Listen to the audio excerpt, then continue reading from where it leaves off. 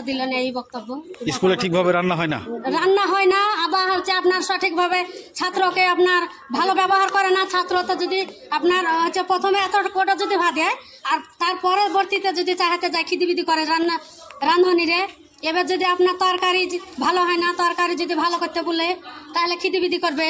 আপনার চাল ভালো করে রান্না করে না, ঝাড়ে চাইলে পোকামাকা থাকে। এবার আপনার হচ্ছে ডিম সিদ্ধ করে তেল ফুরাবে বলে ভাজে না, কাঁচাই দিয়ে দেয়। কোনোদিন হয়তো সিদ্ধ খুসাই দিয়ে দেয়, তেলে ভাজে না। তেল হলদি হয়তো মাখিয়ে অমনি ছেড়ে দিয়ে তরকারিতে দিয়ে দেয়। আচ্ছা, কি নাম আপনার? মিনতা বিবি। কোথায় বাড়ি আপনার? দেবাইপুর। স্কুলের নাম কি? দেবাইপুরে মেসকে। আচ্ছা, এটা কতদিন থেকে চলে এই যে রান্না ঠিকভাবে না হয়?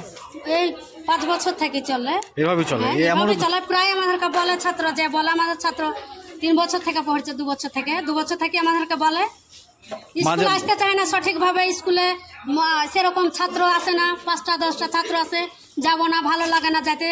তো আমরা ইচ্ছে করে পেঠাই, আমরা ঠেলে ঠেলে পেঠাই। মাঝে মাঝে শোনা যাচ্ছে যে স্কুলে রান্নাই হয় না, অথচ খাতায়। হ্যাঁ খাতায়, হ্যাঁ রান্না হয় না, সঠিকভাবে হয় না। তালা মারা থেকে রান্না করে, তা আপনার হচ্ছে লিখিত ভাবে দিয়ে দেয় রান্না হয়। ছাত্র আসে বলে হয়তো 5 জন আইলো 20 জনের খাতায় প্রেজেন্ট করে দেয়। ছাত্র আসে না, ঠিক ফোটা পড়বে, তাও প্রেজেন্ট পড়ে যায়। এই সমস্যা। আপনার নাম?